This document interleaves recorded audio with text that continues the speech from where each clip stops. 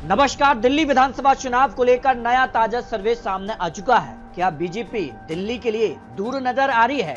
क्योंकि जो फलौदी सट्टा बाजार का नया सर्वे सामने आया है उसको लेकर बात करेंगे और नई दिल्ली सीट को लेकर चौंकाने वाले आंकड़े सामने आ रहे हैं। क्योंकि इस बार दिल्ली विधानसभा चुनाव के लिए 699 प्रत्याशी जो है वो चुनावी मैदान में है। तो दिल्ली में 2025 को लेकर क्या कुछ आंकड़ा है और 2025 में अगली सरकार किसकी बनने जा रही है? क्योंकि इस बार का चुनाव यहाँ पर माना जा रहा है कि सबसे कठिन चुनाव दिल्ली में अरविंद केजरीवाल के लिए नजर आ रहा है। क्योंकि इस बार चुनावी मैदान में प्रधानमंत्री मोदी जी ने बागडोर संभाली है और ऐसे में जिस कार के बड़े बड़े ऐलान किए गए हैं और बड़ी बड़ी योजनाएं हैं और आम आदमी पार्टी पर जिस कार से निशाना साधा है, उसके बाद दिल्ली में अगली सरकार किसकी बनेगी?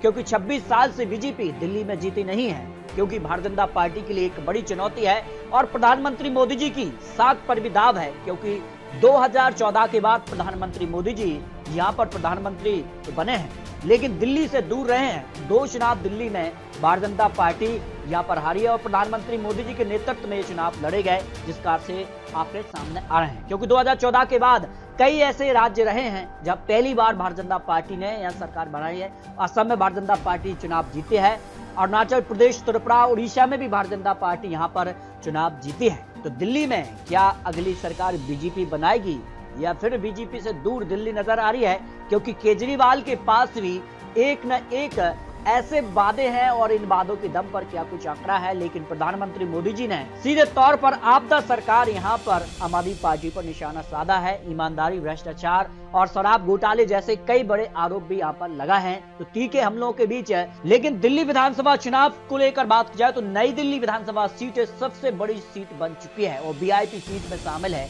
क्योंकि आम आदमी पार्टी से अगर बात की जाए तो बड़े नेता और पूर्व सीएम अरविंद केजरीवाल चुनावी मैदान में है। भारतीय जनता पार्टी से प्रवेश वर्मा और कांग्रेस ने पूर्व सीएम शीला दीक्षित के पुत्र संदीप दीक्षित को चुनावी मैदान में उतारा है।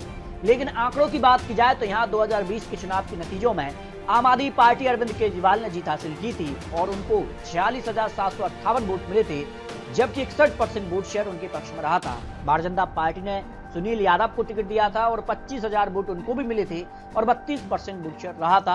और कांग्रेस ने यहाँ पर बात किया तो करीब उनके उम्मीदवार को 3,000 करीब वोट मिले, यानी सीधी टक्कर भारतीय जनता पार्टी और अरविंद केजरीवाल में दिखाई दी। लेकिन यहाँ पर जो आंकड़ा था वो अरविंद केजरीवाल के पक्ष में रहा था। लेकिन इस बार जो है माहौल बदल चुका है, कई बड़े घोटाले के आरोप भी लगे हैं और ऐसे में अरविंद केजरीवाल सीधे तौर पर दावा कर रहे हैं कि अगर उन्होंने यहाँ दिल्ली के लिए विकास नहीं किया है तो उनको वोट ना दें और अगर दिल्ली के लिए उन्होंने काम किया है तो उनको वोट मिलना चाहिए। इस तरह के कई बड़े वादे वो अब यहाँ पर जनसभाओं में कहते नजर आ रहे हैं। लेकिन महिलाओं के लिए जो वादा है वो निर्णायक है, वो तय करेगा कि दिल्ली में अगली सरकार किसकी बनने जा रही है।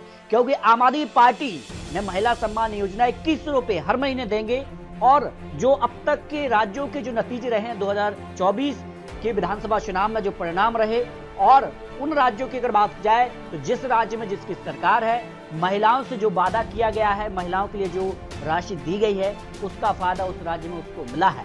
और अगर बात किया तो भारतीय जनता पार्टी ने इससे बढ़ाकर 25 रुपए हर महीने अगर सरकार बनती है। कांग्रेस पार्टी ने भी यहाँ पर प्यारी दीदी योजना लागू की है, 25 रुपए हर महीने देगी कांग्रेस अगर सरकार में आ जाती है। लेकिन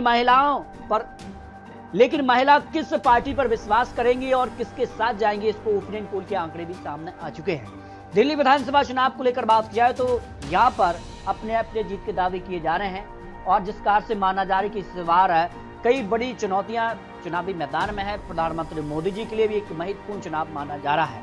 तो शुरुआत करते हैं दक्षिण पूर्वी दिल्ली की 7 विधानसभा सीटों में से भारतीय जनता पार्टी को 4 सीटें, आम आदमी पार्टी को 2 सीटें, 1 सीट कांग्रेस के पक्ष में भी जा सकती है। क्योंकि कांग्रेस ने भी इस बार सभी 70 सीटों पर अपने उम्मीदवार उतारे हैं और इसका नुकसान ही आम आदमी पार्टी को कई विधानसभा सीटों पर दिखाई दे रहा है।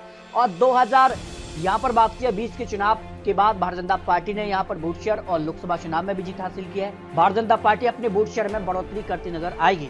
उत्तर पूर्वी दिल्ली की 8 में से 3 पर भारतीय जनता पार्टी और 4 सीटों पर आम आदमी पार्टी और 1 सीट कांग्रेस के पक्ष में जाने का अनुमान यहाँ पर विधानसभा चुनाव को लेकर ओपिनियन पोल के आंकड़ों में दिखाई दे रहा है। क्योंकि अब जिस प्रकार के आंकड़े हैं, क्योंकि ज्यादा वक्त बचा नहीं है और ऐसे में जो आंकड़े हैं वो चौंकाने वाले हैं। और अगर बात की पश्चिमी दिल्ली की 8 विधानसभा सीटों को लेकर जो ओपिनियन पोल के आंकड़े सामने आ रहे हैं, यहाँ पर आम आदमी पार्टी और भारतीय जनता पार्टी के बीच कड़ी टक्कर दिखाई दे रही है। 4 सीटों पर भारतीय जनता पार्टी और 4 सीटों पर ही आम आदमी पार्टी के बीच कड़ी टक्कर यहां दिखाई दे रही है। बात कर लेते हैं दक्षिण दिल्ली की 5 विधानसभा सीटों में से भारतीय जनता पार्टी को 3 सीटें, आम आदमी पार्टी को 2 सीटें और कांग्रेस पार्टी को यहां पर 0 सीट की संभावना ओपिनियन पोल में दिखाई दे रही है। बात कर लेते हैं पूर्वी दिल्ली की 5 में से 2 पर भारतीय जनता पार्टी और 3 सीटों पर आम आदमी पार्टी का पलड़ा भारी नजर आ रहा है। और सेंट्रल दिल्ली निर्णायक है क्योंकि 7 विधानसभा सीटें हैं, तो यहाँ पर 4 सीटों पर भारतीय जनता पार्टी और आम आदमी पार्टी को 3 विधानसभा सीटों पर जीत का अनुमान ओपिनियन पोल में लगाया जा रहा है। यानी दिल्ली को लेकर अब तक 40 विधानसभा सीटों को लेकर जो ओपिनियन पोल के आंकड़े हैं उस लिहाज से माना जा रहा है कि करीब 20 सीटों पर भारतीय जनता पार्टी, आम आदमी पार्टी करीब 18 सीट और कांग्रेस पार्टी का 2 विधानसभा सीटों पर पलड़ा भारी हो सकता है, जो ओपिनियन पोल के आंकड़े यहाँ पर सामने आ रहे हैं। बात कर लेते हैं उत्तर पश्चिम दिल्ली की 7 विधानसभा सीटों में से भारतीय जनता पार्टी को 3 सीटें, आम आदमी पार्टी को 4 सीटें और कांग्रेस पार्टी को यहाँ पर 0 सीट की संभावना ओपिनियन पोल में दिखाई दे रही है।